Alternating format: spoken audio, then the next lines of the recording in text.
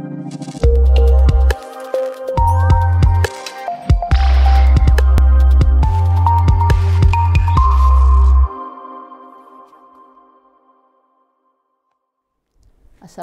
warahmatullahi wabarakatuh. Salam sejahtera bagi kita semua. Apa kabar? Semoga sehat semua ya. Kita ketemu pada mata kuliah dasar-dasar agronomi. Kali ini pertemuan terakhir. Kita akan membahas mengenai manajemen kualitas dan standarisasi nasional hasil pertanian. Saya Eti Estiati Suroto. Good agricultural practices. Jadi di dalam budidaya tanaman ada standarisasi nasional yang harus diikuti, yaitu GAP atau Good Agricultural Practices. GAP adalah untuk menjadi panduan umum dalam melaksanakan budidaya tanaman, baik buah, sayur, biofarmaka, dan tanaman hias secara benar dan tepat, sehingga diperoleh produktivitas tinggi, mutu produk yang baik, keuntungan optimum, ramah lingkungan, dan memperhatikan aspek keamanan, keselamatan, kesejahteraan petani, serta usaha produksi yang berkelanjutan. Nah, ini penting ya. Jadi dengan kita memperhatikan proses budidaya mengikuti standarisasi, maka diharapkan produksinya berkelanjutan. Tahapan kegiatan pelaksanaan penerapan GAP maupun SOP adalah sebagai berikut. Sosialisasi GAP, kemudian penyusunan dan perbanyakan SOP budidaya, kemudian penerapan GAP maupun SOP budidaya, kemudian identifikasi kebun atau lahan usaha, penilaian kebun atau lahan usaha, kemudian mencatat ya kebun atau lahan usaha, jadi diregister, kemudian penghargaan kebun, ada lahan usaha GAP kategori Prima 3, kategori Prima 2, kategori Prima 1, dan labilisasi produk Prima. Jadi ada kategorisasi gitu ya, berdasarkan bagaimana produk yang dihasilkan. Ini merupakan reward ya dari apa yang telah dilakukan. Menurut SK Mentan nomor 48 tahun 2010, terdapat 14 ketentuan wajib dalam GAP, yaitu yang pertama, lahan bebas dari cemaran limbah bahan berbahaya dan beracun.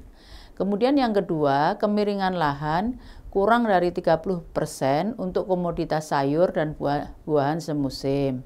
Kemudian untuk media tanam itu tidak boleh mengandung cemaran bahan berbahaya dan beracun atau B3. Kemudian tindakan konservasi dilakukan pada lahan miring. Jadi untuk lahan-lahan miring harus ada upaya konservasi. Kemudian kotoran manusia itu tidak boleh digunakan sebagai pupuk. Kemudian pupuk disimpan terpisah dari produk pertanian. Selanjutnya, pelaku usaha mampu menunjukkan pengetahuan dan keterampilan mengaplikasikan pestisida. Kemudian pestisida yang digunakan tidak boleh kadaluarsa. Kemudian pestisida disimpan terpisah dari produk pertanian. Air yang digunakan untuk irigasi tidak mengandung limbah bahan berbahaya dan beracun atau B3. Kemudian wadah hasil panen yang akan digunakan dalam keadaan baik, bersih, dan tidak terkontaminasi. Selanjutnya, pencucian hasil panen menggunakan air bersih. Karena di dalam penanganan pasca panen, langkah pertama seharusnya hasil pertanian harus segera dicuci, tapi tidak boleh menggunakan air yang tidak bersih. Kemudian kemasan diberi label yang menjelaskan identitas produk agar tidak tertukar, kemudian tidak ada dari mana asal usulnya. Kemudian tempat atau areal pengemasan terpisah dari tempat penyimpanan pupuk dan pestisida. Jadi dalam pengemasan atau penanganan pasca panen itu tempatnya harus terpisah dari penyimpanan pupuk dan pestisida. Persiapan lahan yang baik. Yang pertama, persiapan lahan. Kemudian pengelolaan lahan miring atau curam. kemudian penentuan jarak tanam, kemudian pembuatan lubang tanam, kemudian pemupukan, dan kemudian yang terakhir baru dilakukan penanaman. SOP atau Standard Operating Procedure. Spesifik pasar berarti bahwa setiap pembuatan SOP ditujukan untuk suatu sasaran pasar tersendiri yang dijelaskan dengan tingkat standar mutu tertentu sesuai permintaan pasar atau sesuai dengan keseragaman jenis, varietas, ukuran, tingkat kemasakan, dan sebagainya. Produk yang dihasilkan memenuhi persyaratan konsumen antara lain yang pertama ramah lingkungan. Ramah lingkungan berarti diproduksi dengan cara yang tidak menurunkan kualitas lingkungan seperti erosi, pencemaran tanah dan air, penurunan kualitas lingkungan lain. Nah, jadi sebetulnya suatu produk tidak boleh diproduksi dengan cara-cara yang tidak ramah lingkungan. Kemudian yang kedua, traceability, yaitu bahwa cara memproduksi harus dapat dirunut, harus transparan, tidak ada yang disembunyikan. Kemudian telah memiliki catatan kebun, jadi budidaya yang benar sesuai dengan GIP itu harus ada catatannya, kapan mulai ditanam, menggunakan benih apa, dan seterusnya. Kemudian yang ketiga, tanggung jawab sosial yang meliputi kesejahteraan pekerja dan kesehatan pekerja. Nah, dalam suatu farm yang besar, kesehatan pekerja dan kesehatan pekerja itu juga perlu diperhatikan. Praktek GIP dan SOP. Penerapan GIP dan SOP dalam budidaya tanaman, khususnya tanaman hortikultura, dimulai dari penyiapan lahan tanam.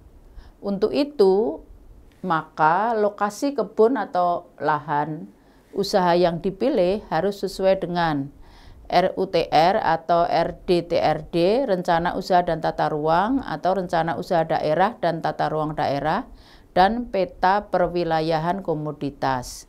Kemudian lahan bebas dari cemaran limbah bahan beracun. Kemudian kemiringan lahan kurang dari 30% untuk komoditas sayur dan buah semusim. Kemudian kemiringan lahan 30% untuk komoditas buah tahunan per pohon. Kendala GIP dan SOP. Belum dipahaminya konsep dan pengertian GIP dan SOP dengan benar oleh petani, itu merupakan salah satu kendala GIP dan SOP ini dilakukan. Logo Prima sebagai jaminan kualitas produk atau hasil pertanian belum diterapkan secara konsisten.